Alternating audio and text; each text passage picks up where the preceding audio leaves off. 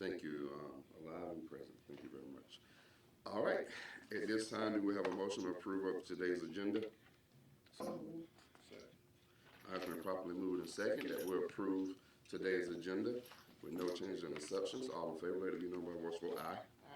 All right, agenda is approved. Motion carries. All right, approve of regular meetings for January 21st meeting. So moved. It's been properly moved and second that we approve the minute meetings for last regular meeting, January 21st. All right, all in favor, let it be known by voice vote aye. All right, motion carries. Minutes are approved. All right, this starts the opening um, of our public hearing. Already been advertised, already officiated through that means. So at this time, we'll start our public hearing on HB 581, called the local option floating homestead exemption and floating local option sale tax. All right, at this time, the floor is open. City Manager, would you like to have anything to say to start us off?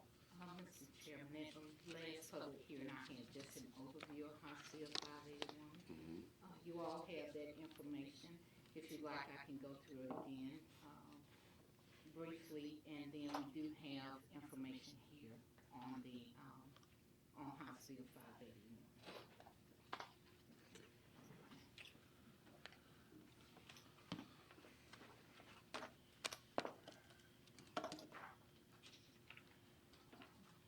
Good morning. Good morning. Just an overview on House Bill 581. As you can see, this is the language that appeared on the ballot. And basically it stated, shall the Constitution of Georgia be amended so as to authorize the General Assembly. Did I do? Okay. TVs were kind of spinning which one. Okay.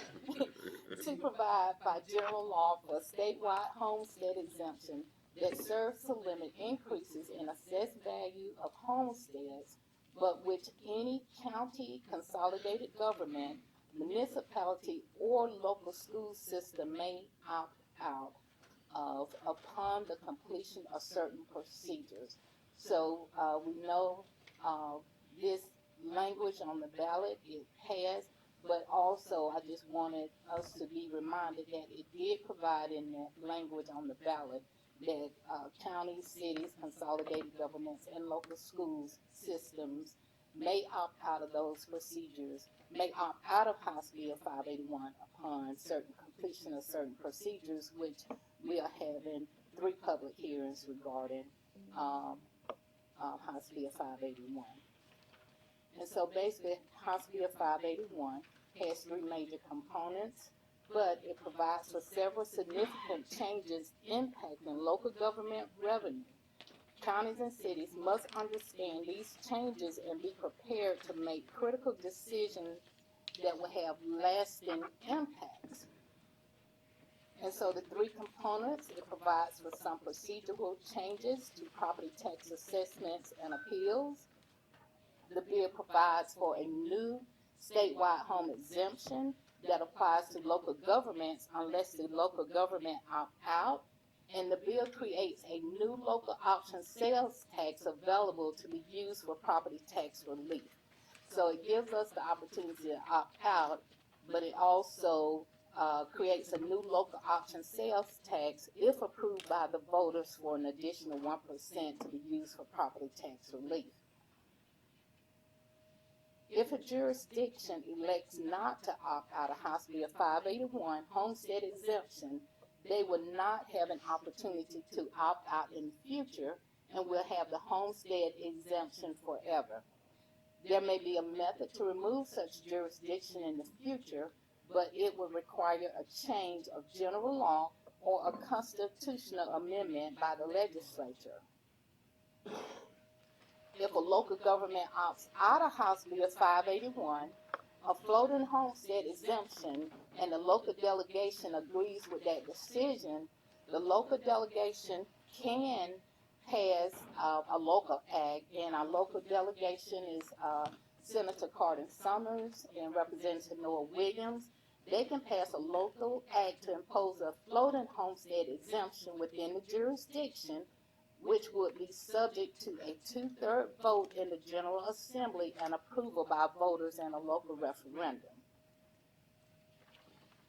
FLOS, or floating local option sales tax, is a new sales tax that can be levied up to 1% and collected countywide. Funds are split between the county and the city based upon an intergovernmental agreement and used for property tax relief. Again, the FLOS, which is a 1% sales tax, must be approved by the voters in a referendum. Taxes do not disappear. They only shift. So in this instance, the taxes are shifting from homestead properties. And again, House Bill 581 only affects homestead properties. So this will shift, the taxes will shift from homestead properties to all other property types, commercial, agricultural, industrial, and residential non-homestead. If FLOS is passed and the local delegation, again our senators and representatives, if they do not approve the renewal or the voters do not renew it, then the most likely outcome is an increase in the millage rate. Since FLOS is a sales tax being used to offset property tax, if FLOS expires, the local government would have to cut expenses, raise property taxes, or some combination thereof. And so this is the overview on House Bill 581. Again, we have information up here that you can take with you, but also just if you remember regarding the FLOS, which is that additional 1% sales tax, after 5 years it expires. And the General Assembly at this point in time has not put anything in place.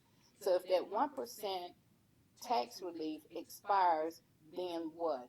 In 5 years we could have, I don't know when the governor terms expire, but you could have a new governor, you could have new members of the General Assembly, and they just have not put anything in place for local governments to deal with the FLOS after 5 years. And Mr. Chairman, that's all that I have. Thank you very much.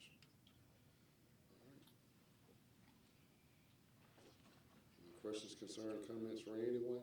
From anyone? I had certain concerns. Yes, sir. My daughter, Yes, sir.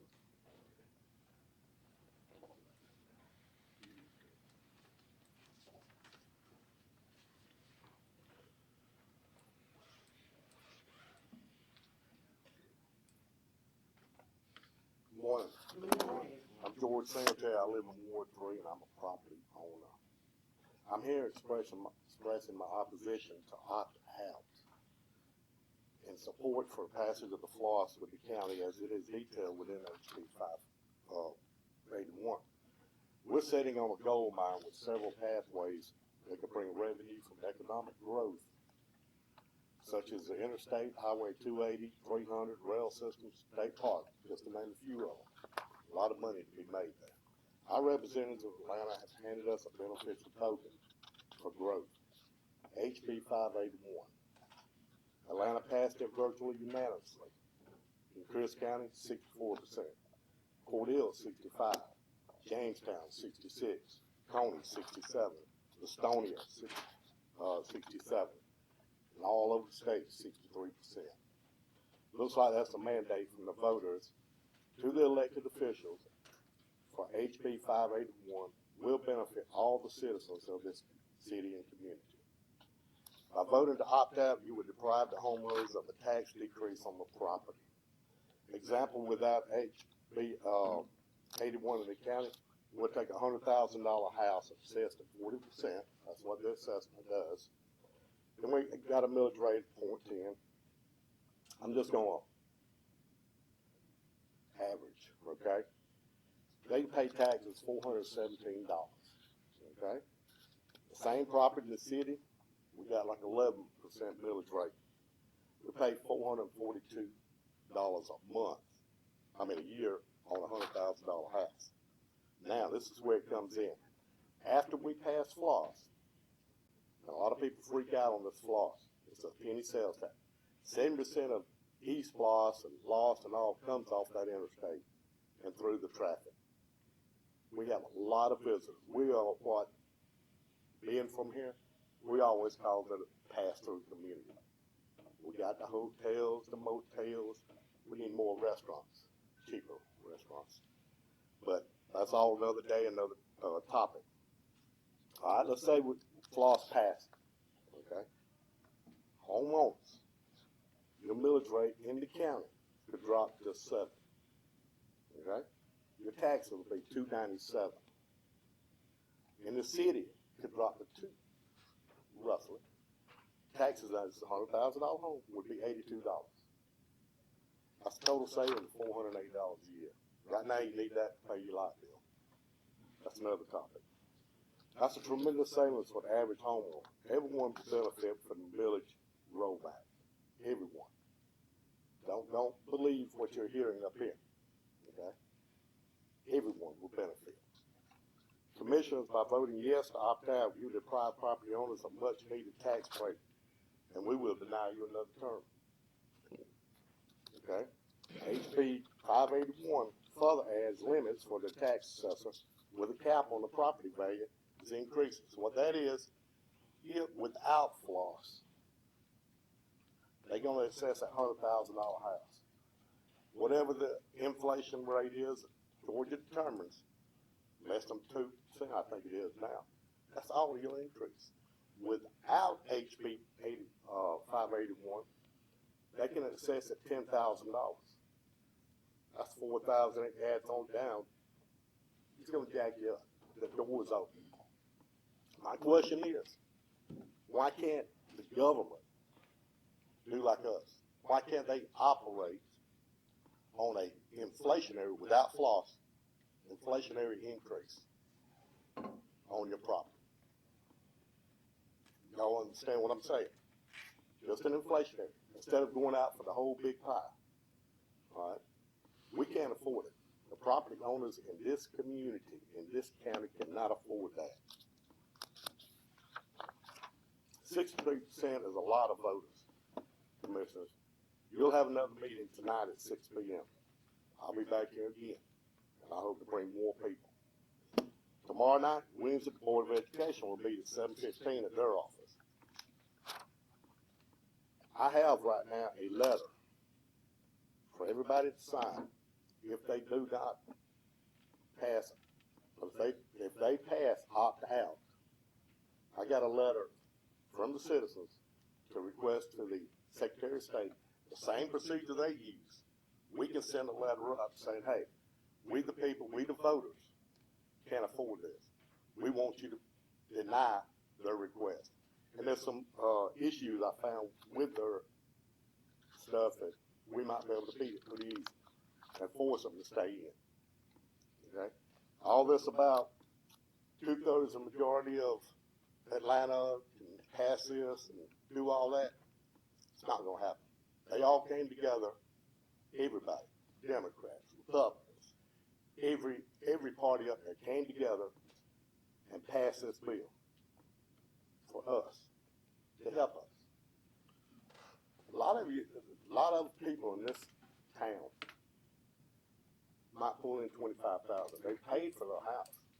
If it keeps going up, they're gonna have to get out. Okay. It's not, if the millage rate drops, think about it. Rental property, millage rate's gonna drop. Okay? Still a residence, gonna drop, regardless. No matter how you look at it. And if anybody wants to go ahead and sign this letter, I'll have it with me, and you're happy to sign it. We'll go ahead and pre-sign it, send to Atlanta. Thank y'all. Thank you, Mr. Singletary. All right, will there be anyone else?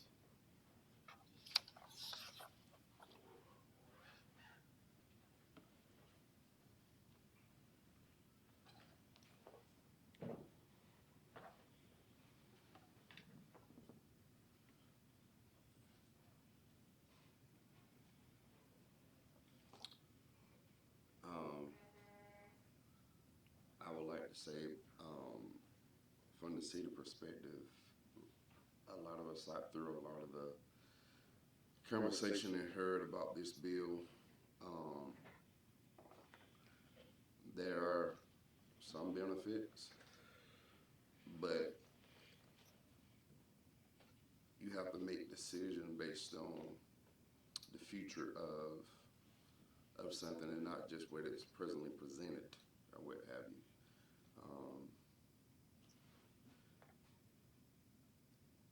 One of the reasons for the bill, and I worked on the campaign in Atlanta some years ago, and gentrification is a big thing there where people are being pushed out. Say, for instance, if you were a teacher and you bought a home for $70,000, because of gentrification, now your home is worth $250,000, and it's more than your mortgage. Your taxes are more than your mortgage ever was, and now that you're retired, you can't afford it. And the author of this bill, I believe, comes from one of the most wealthiest places in this state, I believe. And so context matter. I think the city and the school board alike, and maybe the school board, from me reading some articles, have shifted a bit on their decision. I think, I'm not sure, I haven't spoken to any one of them, but based on what I've read, they may, not all, but I think we as a city decide that it's not the best thing for us to do, because after 5 years we don't know, and make no mistake about it, the city runs like your house. We have bills to pay, and who pays those bills are the people through your taxes. The sales taxes are big, but property taxes still is a certain percent of it. And if we're not getting in what we need, and who knows what this economy is going to look like. The stock market's not doing so great. I've lost some money. And if that traffic does not come through, this city still have bills to pay.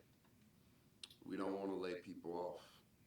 We don't want to have to make hard decisions by taking a temporary thing. Part of the human condition is assessing the decision I make today and how that manifests tomorrow. That's when you're wise. And I think we also need a reorientation of what taxes does. Everybody like taxes. Ooh, well, taxes pay for the roads you drive on. Taxes pay for the water, the sewer that you're getting. We don't talk about the benefits of taxes enough. Without taxes, especially if you're in a certain community or a town or a city, depending on the poverty and what people have, and how it's different depending on where you are. We're not at the point yet where we're bringing in that amount of money, I believe, from 75 area to be able to do a thing like this. Atlanta is. Atlanta's definitely. And I drive through there weekly, or what have you. So it's different.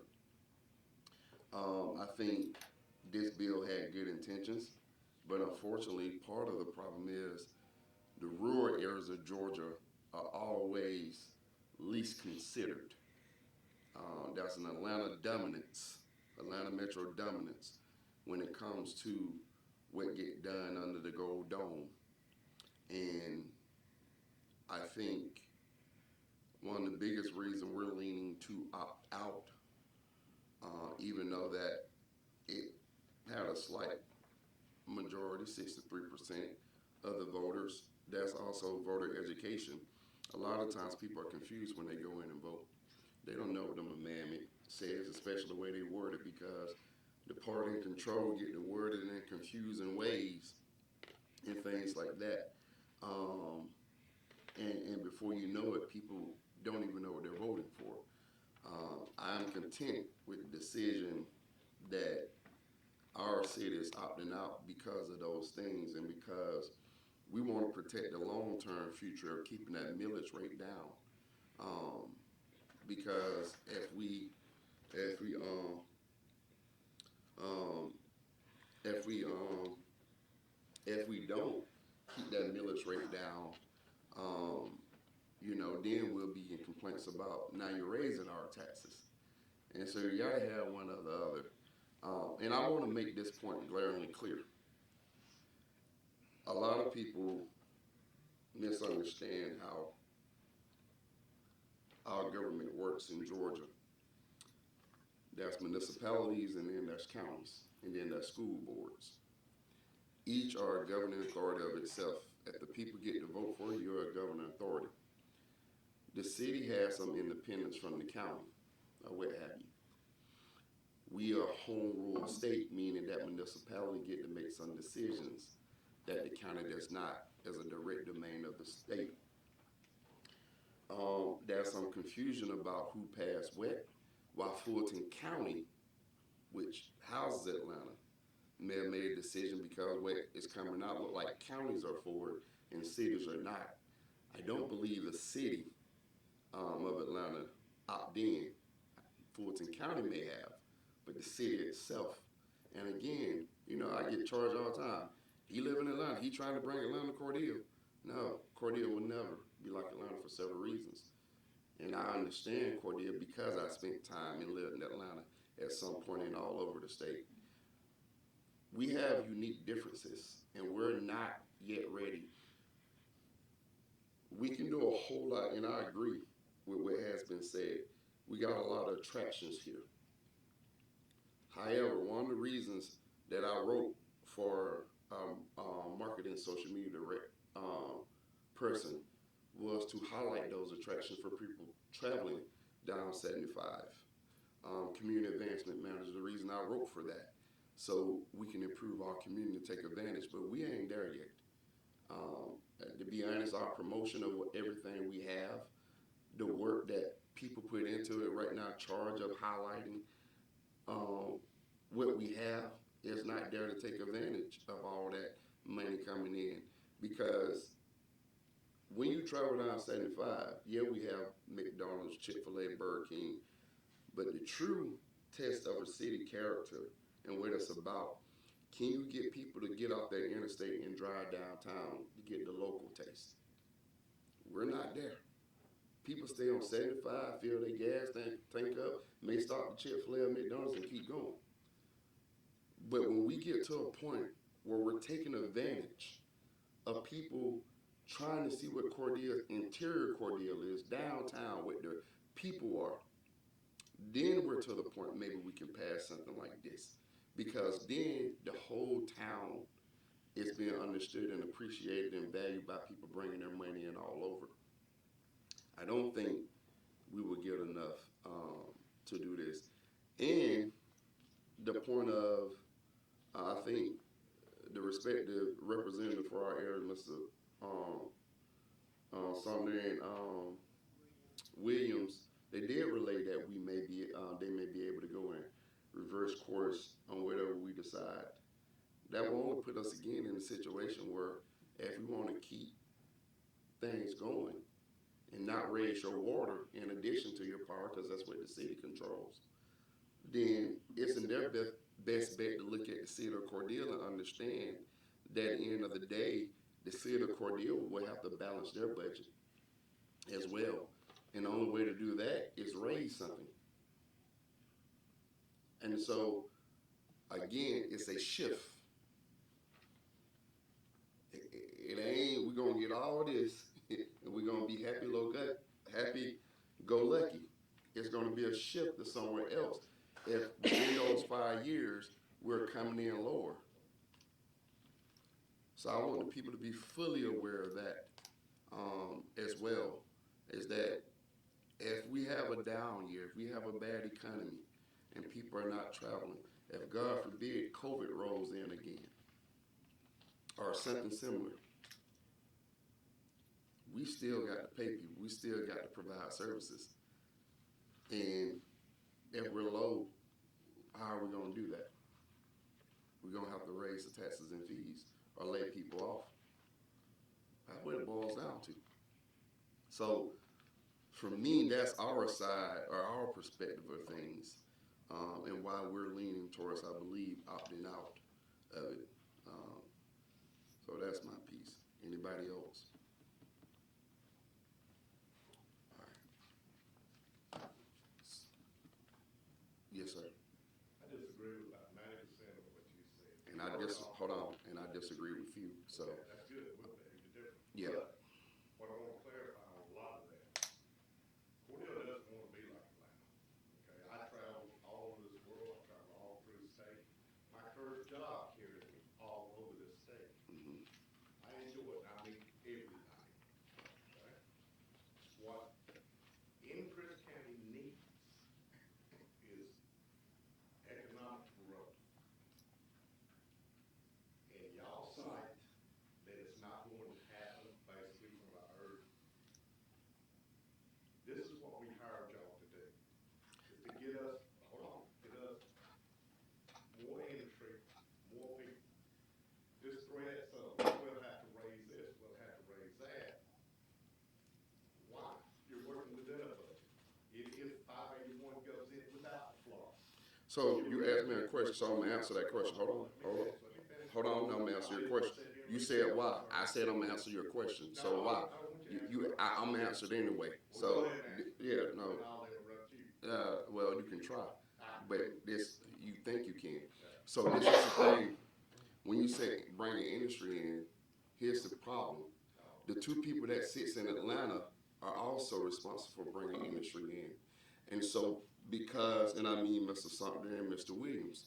So they're responsible because when you go to the Golden Dome, lobbyist companies, they go there first and say, hey, Georgia been the best place to do business the last 15 years. Where can we go? Atlanta factories, anywhere from $18 to $30 an hour. Middle Georgia, anywhere below that. But if you come here, we can take, because our costs right now are still lower, their responsibility. People also hired them. I would say elected, because I didn't get hired. Elected them to bring industry here. So don't skirt around that responsibility and trying to give a fakeator tax breaks because the industries and they haven't been doing their job in Atlanta. That's how I see that. So at the end of the day, like disagreeing, and I get it, of the budget, that's just the way it works. If you look at history, if you look at things, then it has to be made up. It's a shift or what have you. And at the end of the day, people just didn't hire us to do things. And you speak of Chris County. Chris County is a separate entity than the city of Cordele. And well, we're not. That's why people let it know the city of Cordele has its own governing body. And so the interest of Chris County, that's been the problem. That's why if you want to use hire, people sought to hire me in this chairman position because I made clear that we're not just gonna okay and pass off what people have different interests than we have or what have you. So at the end of the day, Chris County interests may be very much different than the city of Cordele interests, and sometimes they are. And that's okay. That's why there's two different governments. Everybody here knows everybody within the city to the county, from which line we intermingle with everybody. In some way or another, we're small. We're not Atlanta. Okay? You use Atlanta to make your point. You used Atlanta to make your point, sir. I'm still using Atlanta to make my point because you keep throwing Atlanta. No, you did. You said Atlanta passed it. I didn't say Atlanta passed it. Yes, you did. I was referring to the House. One of the things you said.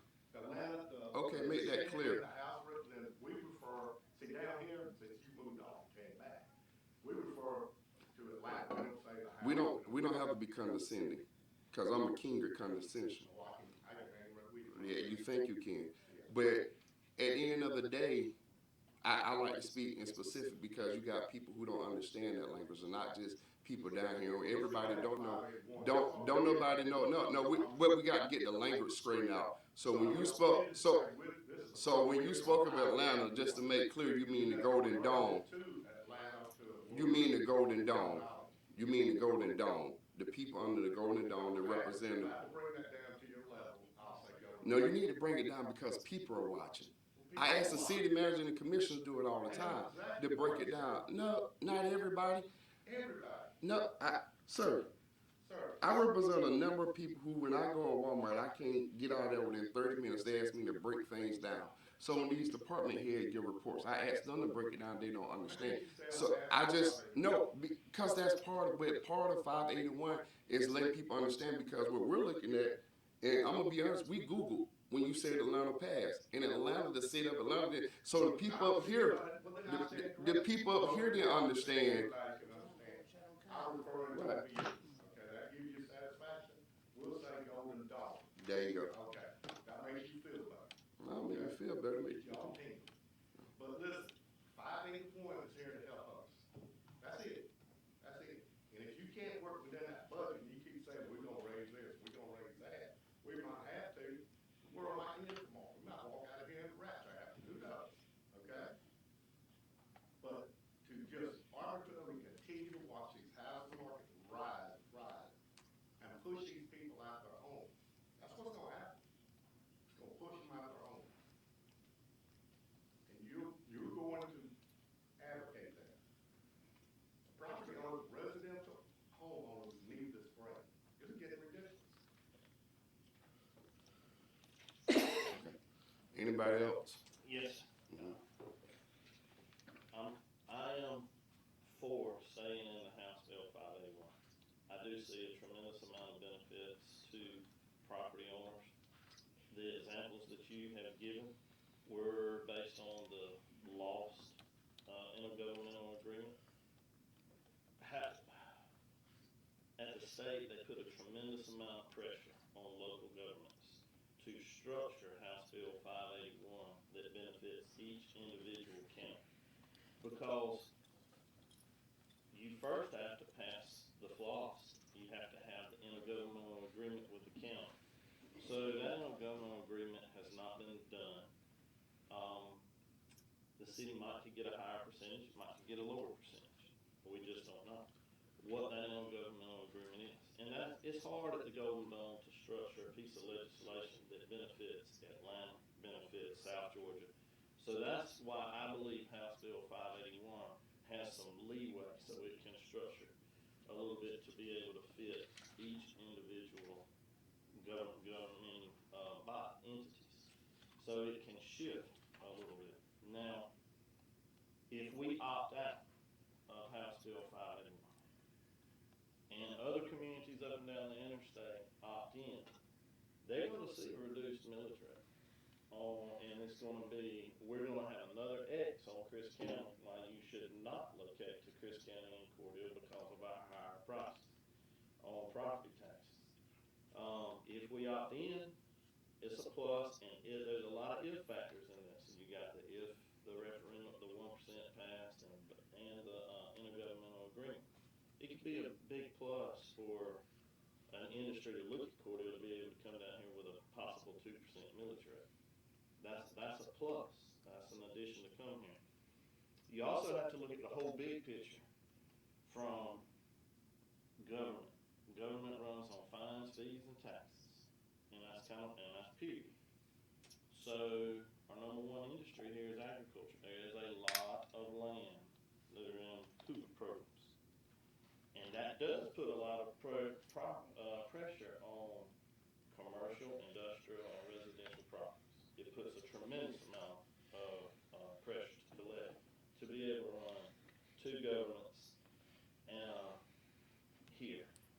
It puts a tremendous amount. If you look at the last two slides that were presented right there, those are factual statements that if we opted in and if the floss did not pass, it is going to increase millage rates here to be able to meet budgets and everything. We would have to increase millage rate. It's a gamble. Everything depends upon the 1% referendum passing for it to benefit Chris County. Now, you can look back at every SPLOS, T-SPLOS, LOS, SPLOS, E-SPLOS. Everything's overperformed here. There's a track record of it overperforming, over and above the budgeted amounts. So to say it's not a bad thing to rely on floss passing. I think is a big mistake. There could be a tremendous amount of benefit that comes from this interstate. We have a track record of it. We have proof of it that this is offset cost on the taxpayers of this community. If we didn't pass SPLOST, the infrastructure and items that the police department and the sheriff's department and special interest all being state, the hospital, all of this was paid for SPLOST, and it was taken off the burden of the local taxpayer. So the 1% sales tax does offset benefits to our community. And what I do know is if we stay where we are, we're struggling as it is, and we're going to struggle more because your city has a negative budget going into next year already. So there's got to be some adjustments made. All right, anyone else?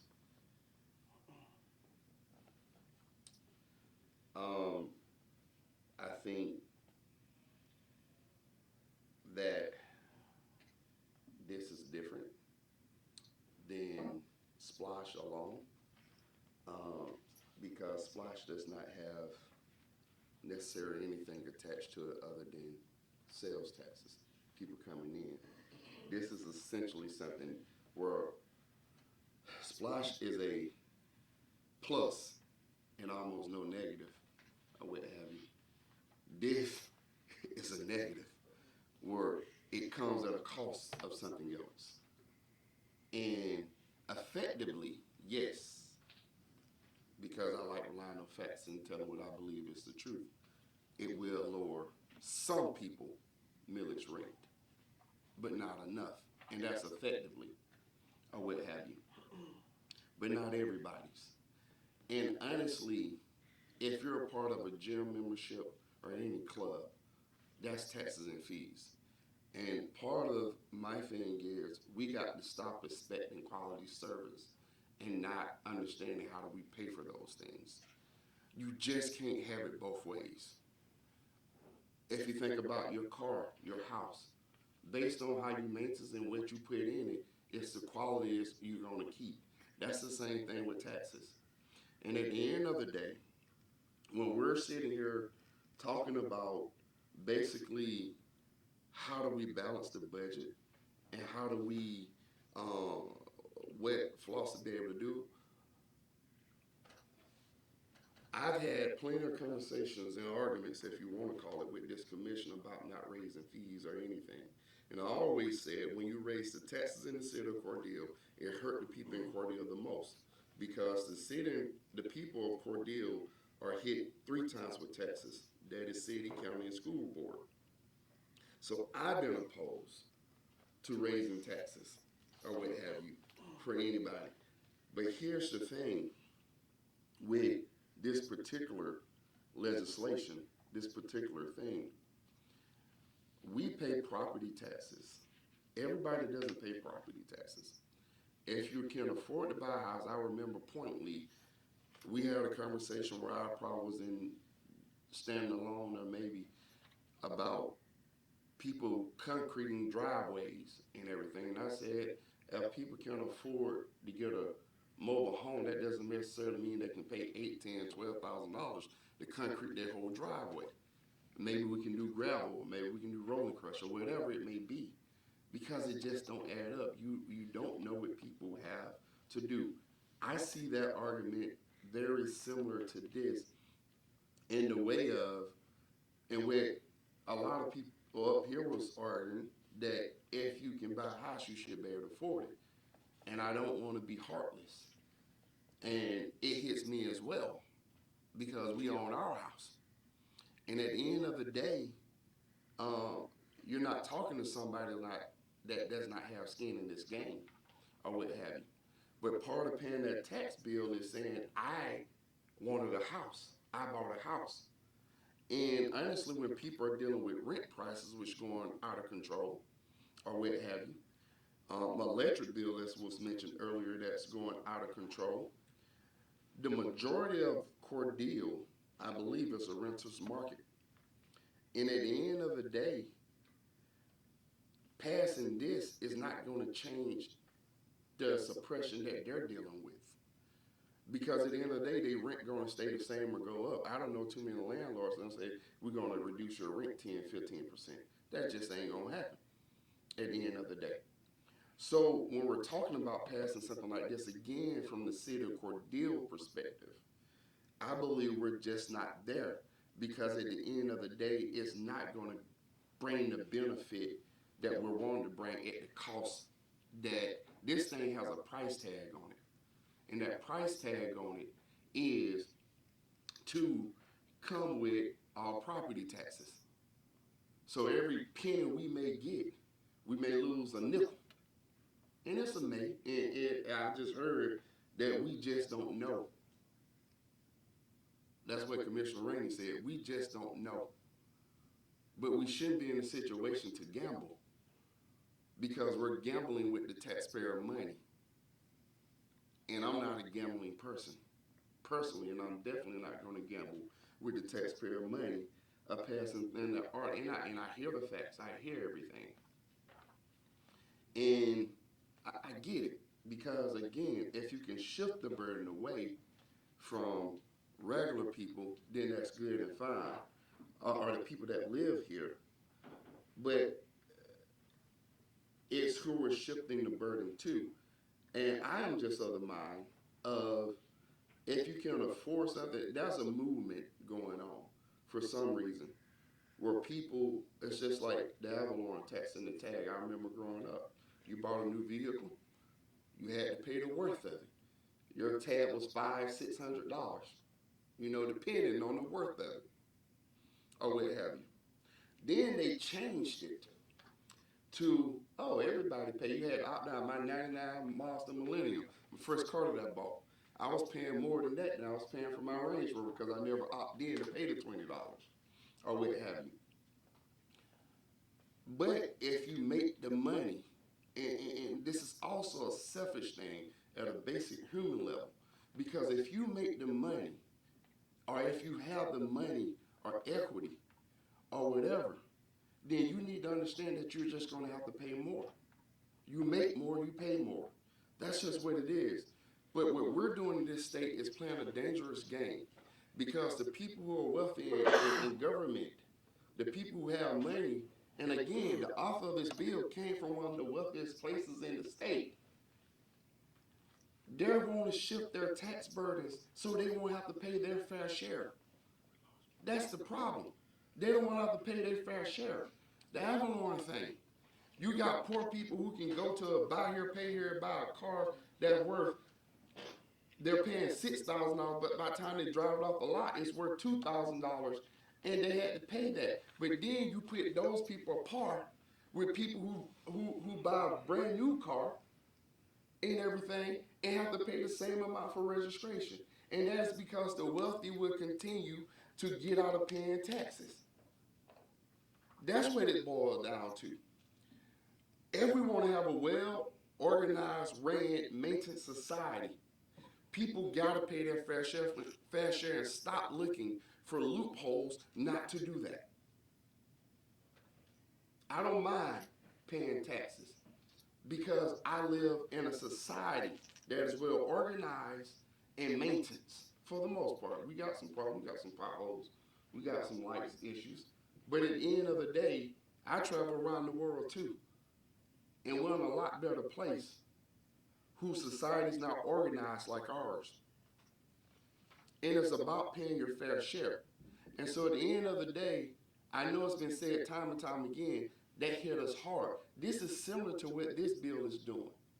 It is that the people that can afford, the wealthy, they're going to say, well, we don't want to be pushed out. And like I said, in Fulton County, I get it.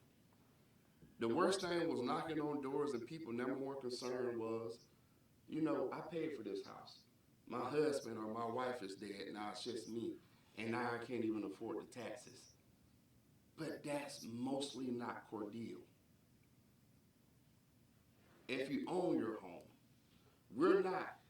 Show me a property in Cordele, and I'm specifically saying in Cordele, I'm not talking about the county, where you bought a house for $70, $89, $100,000, and now that house is worth so much that your tax bill is higher than your mortgage.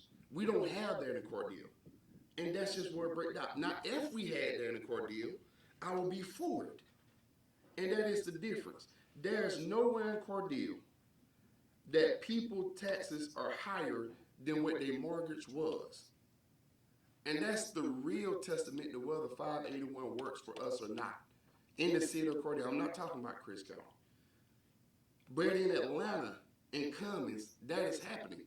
That people taxes, because of gentrification, because of development and redevelopment, people taxes are higher than their mortgage ever was a year. When Cordele get to that point, I'll be the first one to sign up for a bill like 581. But we're just not there. And that's the reality. And that's how, honestly, you should make the difference in the decision.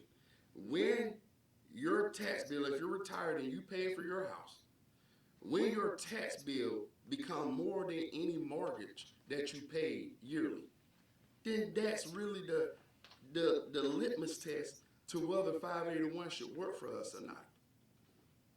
That's it. To take a bill that came from somebody that lives in one of the wealthiest places in Georgia, and then to be signed off by wealthy people under the Golden Dome to say, hey, I take a tax break. That hits the services for us regular folks. And as stewards, because that's what people hired us to be, is stewards that see the long-term gain, not the immediate gain. I tell you all the time, I don't care if people elect me or not. I ain't what I'm up here for. They can choose not to elect me again or not. I don't care.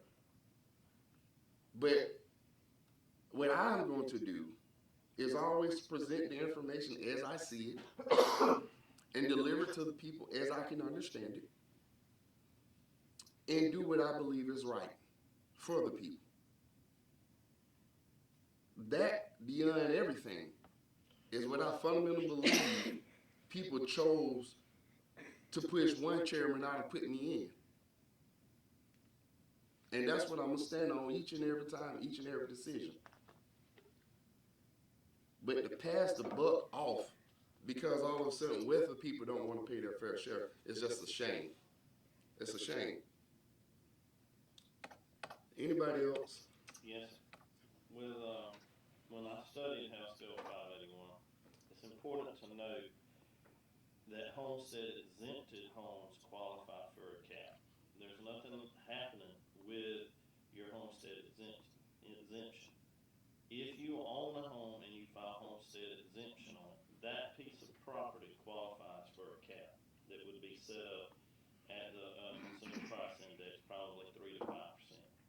If you own rental property, you own commercial property, you own any other piece of property, there's no cap on that piece of property. So it can go up, continue to go up. It's only your homestead exempted home that receives the cap. So when I look at my house, between the city and the county savings on my house, my 40% of my value in my home is $148,000. So when I pay city taxes, my savings is over 9 mils based on the loss and based on the loss with the county taxes. So I save $1,400 on my taxes at my house, and I save right at $300 and something on. The bottom line is when I add it all up, I save $1,900, almost $2,000 on my home. Now over the next 5 years, that'd be $10,000 I would save. So I have to look at something that's going to save me $10,000 over the next 5 years. That's real money on a homestead exempt home. That's what, and that's the value to the residents here in this community. And I don't mind. My house is appraised at, assessed $386,000. That's what my house is. And most of the houses that are being built in this town are in that price range. So most people, when you build a new home right now, that's what's been on the last several houses have been $400,000 and $500,000 that's been on our sheets right here. So that is a tremendous savings and benefit to the homeowners in this community. Yes, sir. Maybe we just. If I- share- Hold on, he had his hand. There you go. Go ahead, sir. sitting here listening, and you talk about the cap being for our own home, and you talk about homestead exemption. But the fact of the matter is, we do live in a community, like the chairman said, where probably 85% of the people here pay rent. And I heard you correctly when you said there is no cap. And if it continues to go up and go up for commercial and the people that's renting, who you think gonna foot the bill? The landlord or the people that's renting from him? Okay, so maybe you The rent- misunderstood what I was saying. So based on the loss, the citizens of Cordele get 3 times the benefit on the loss as the county does. The loss represents a 3 mil reduction in the county. In the city, it represents a 9.22 mil. Now that money is divided over every single property. So there are less properties in the city than there are in the county. So you have 3 times the benefit in the city of Cordele as you do in the county based on our 49-49-2. Because 49% goes to the city, 49% to the county, and 2% to area. So when you take the total revenue of the loss and you divide it on that agreement, if you have 1,000 homes in the city of Cordele and the county has 2,000 homes and you collect $1 million, then 500,000 is divided by 200,000 versus 500,000 divided by 1,000. And we get 3 times the benefit of it inside the city limits. It doesn't matter if you are a commercial property, residential property, homestead exempted home. The loss would be divided over every single piece of property, just like the loss is. Maybe that's what some people are misunderstanding, but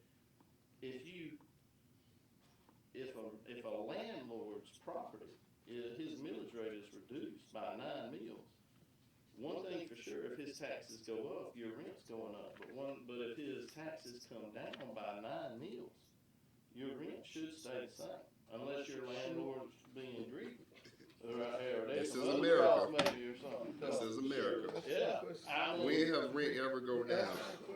yeah. But But you don't have that other factor to make the rent go up. Your property taxes is now being reduced on your rental property.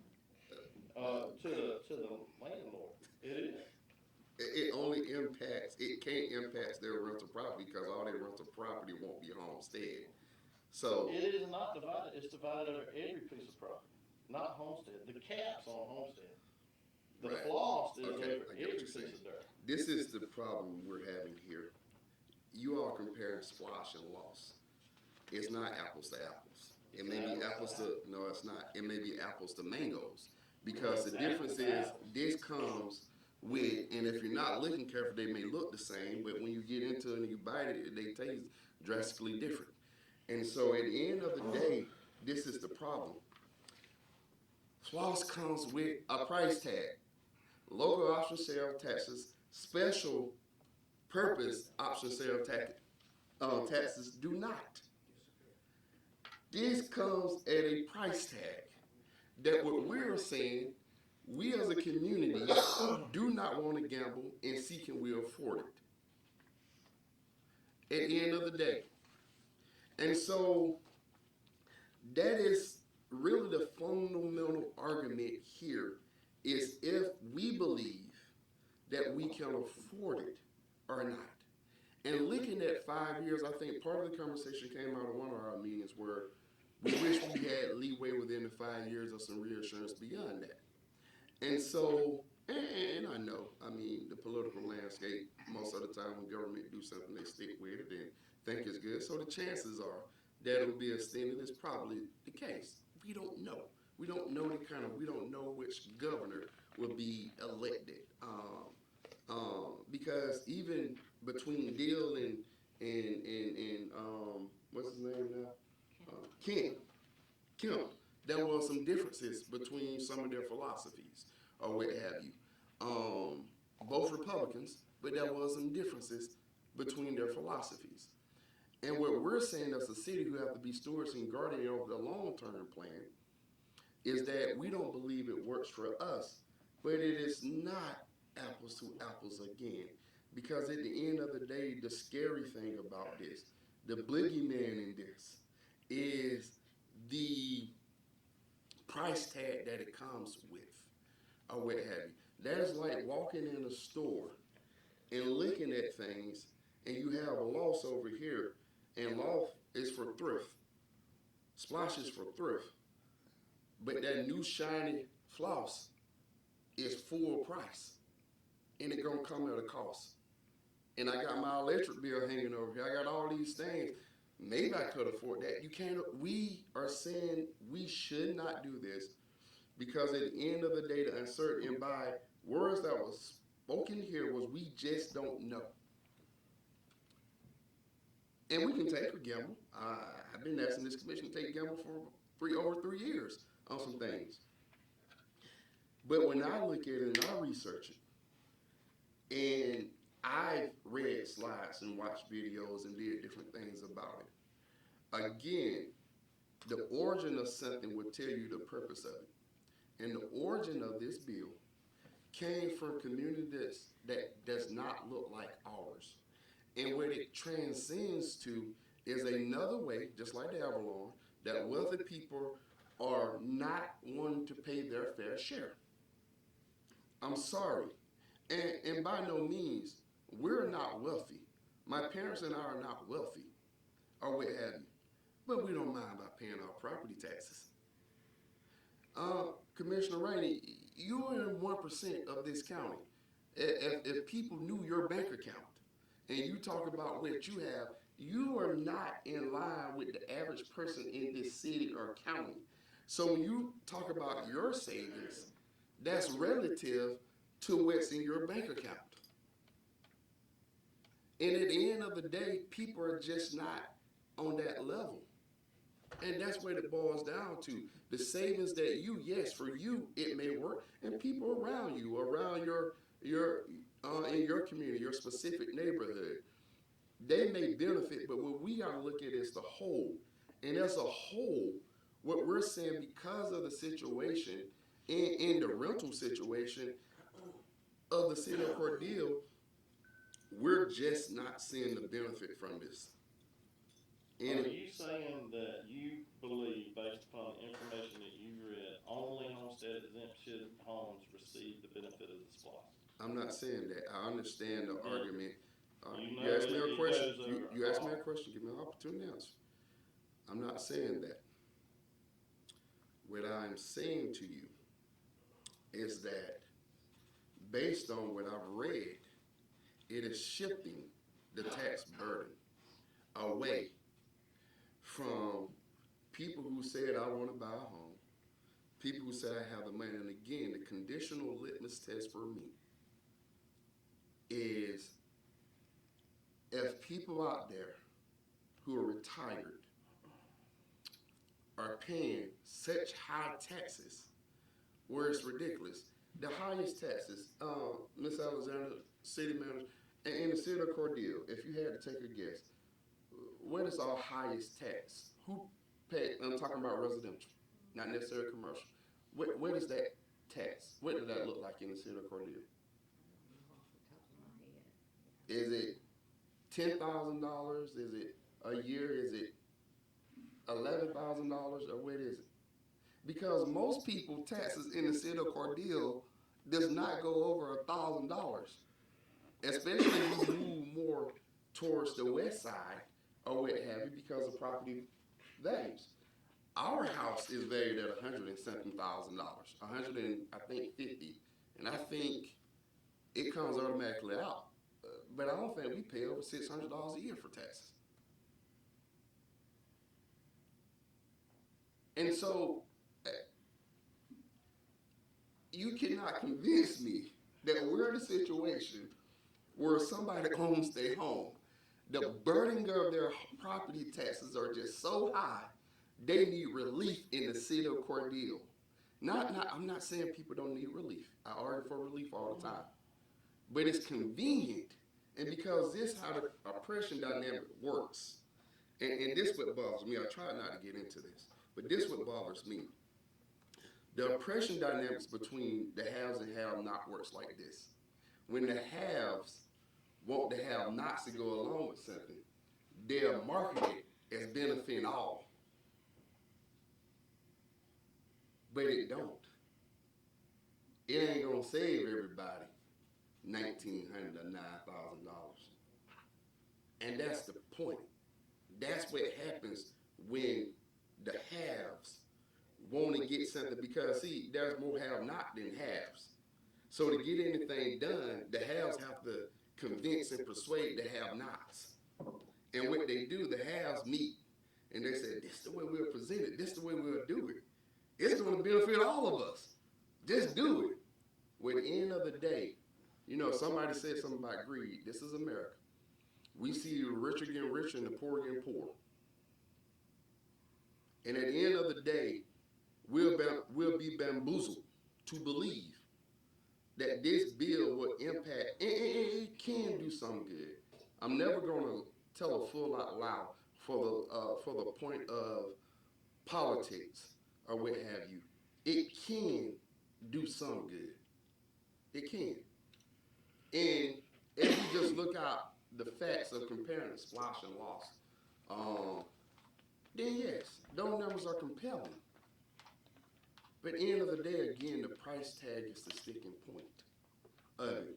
And so I don't think it does not help in some way. I think it has potential of not doing as much good as we're sitting here alluding that it will do. And that's just what my beliefs are based on. And it's not just me. The majority of the people at the meeting that we had, they thought. The majority of the people on the school board, the majority of people in the city, the lawyers that we had in the room, were thinking that every time the county said something to the benefits of this bill, the lawyers in the room at our meeting that we had, our intergovernment meeting, they were like, no, it don't work like that. Even I remember some people from the county were saying, I think such and such city passed, and the lawyer like, no, they didn't pass it. They didn't do it. Am I right? I'm right, Commissioner Shepard. They were like, no, they didn't pass it. And so every time they want to push this narrative that, oh, it's good for the city, they did it, and the lawyer's like, no, they didn't do that. I represent them, I know. The attorneys, to be very clear, county city attorneys. They were like, no, they didn't do it, and it wouldn't be as beneficial. I think it's good intentions. I just think what will originally happen is we'll have to deal with the results of good intentions. And intentions don't always lead to positive outcomes. And so I think at the end of the day, that's where we stand. But I did want to give, I don't know how many people be at our later meeting, but for the most part, that conversation should be balanced and well on both sides, whether you're for it or against it. And perspectives at the end of the day are perspectives. And I think people have to decide based on where they stand, where their interests are, whether it's good for them or bad for them. I think where the county is coming from, when you look at the county property values, when you look at the income of the counties, or what have you, a lot of people like to misguide the city of Cordele income versus Chris County income. And when you go out to the county, income rises because people in the county property values, homes, and I'll be honest, it impacts the school board as well because everybody, well, most people know, if you move, if you're closer to a school, you have better property value. Well, where have our schools been moved? And so this thing is just bigger than what people want us to understand and believe, or what have you. Yet it gives the county so much more relief. And I'll be honest with you, the point of sales come through this city. So Cordele will be organizing in a way all the sales and bringing in all the cash. And at the end of the day, who has the highest values that it may do some good relief or in the county. But we as the city has to do what's best for the people of the city. And I wasn't elected to Chris County. I was elected to the city of Cordele. And that's who I'm gonna put it first and foremost every time. Anybody else? Mr. Chairman, I just have a question. Yes, ma'am. I know I was unable to attend Cities United Summit, but I think Commissioner Shepherd, I know you were there, and I know at the last public hearing you said you spoke with some of the members of the General Assembly and they couldn't provide any additional information as to what would happen after the 5 years. I went to the private class in Atlanta, and they couldn't answer my question. What happened after 5 years? And they said, I know it's the gray area. And when they don't know, what can we do? I'm saying, if we opt in, and then 5 years from now, your taxes might quadruple. That's the frightening thing about it. When you're paying $313 for your tax now, it might be $1,200 the next time after the 5 year period. So we got to be cautious. If they don't know, Chatham County out there, Pelham they out there. It's a lot of people out there in the larger cities now, in the whole counties. Small and large cities. Small and large. And the reason was because they didn't know where it was gonna be at in the next 5 years. And people get older in 5 years. And income can go down in 5 years. But we don't know that unknown. That unknown fact is gonna. And then, like they said, if you're 60 years old, and really 66, I think, when you get your homestead, not your homestead exemption, your school tax exemption. A lot of people don't even know where they can get these, services. I applied when I was 65, a little bit over that now, but I applied and then I get it now, taxes, for my school. So, it's so many things that can help the elderly people, but you got to, get 65. I never had a child in Chris County school system. Well, I had to pay school taxes. They still pay somebody. They don't get rid of all your taxes. They give you a percentage of it.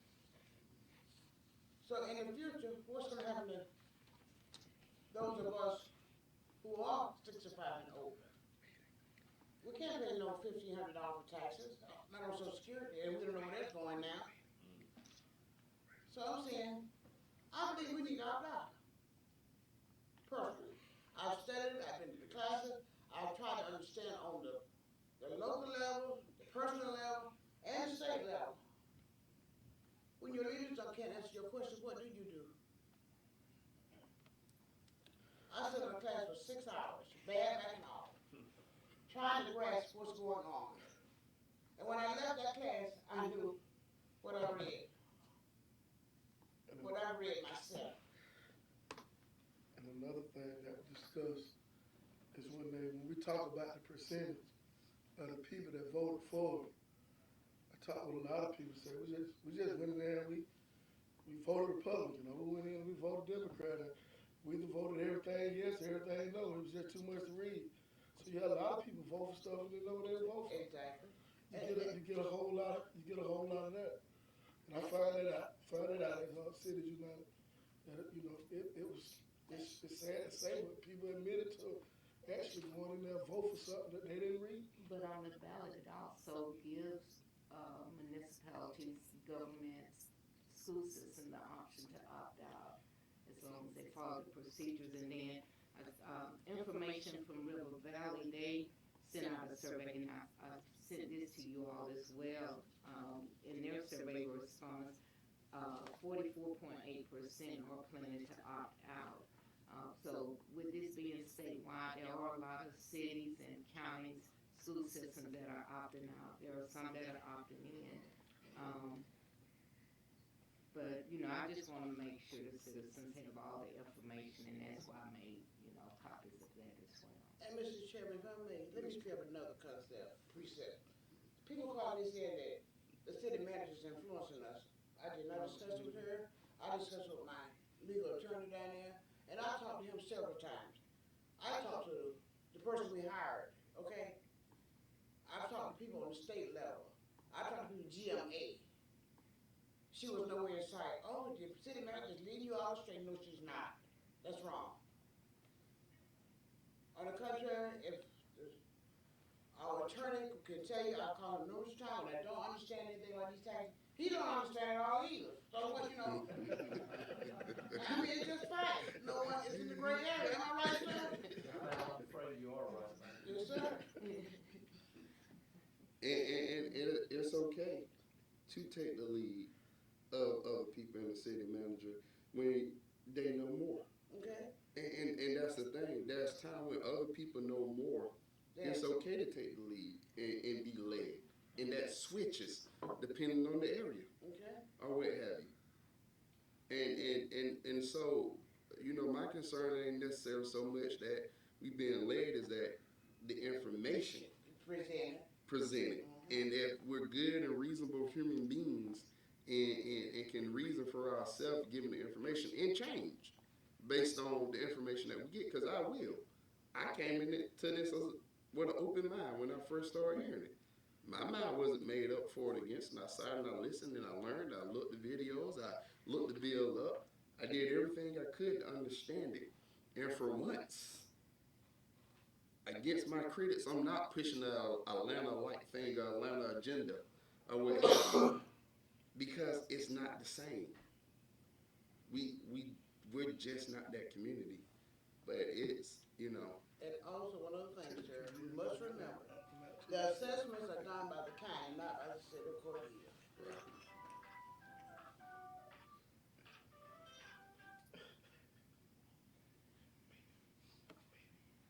All right. With no further comment, we'll have a vote to close the public hearing. Do we have a motion to close the public hearing? Motion to close the public hearing and go into our regular scheduled meeting. Second. I've been properly moved and second that we close this public hearing at 10:15. All in favor, let it be known by voice vote aye. Aye. All right. Public hearing closed. Okay.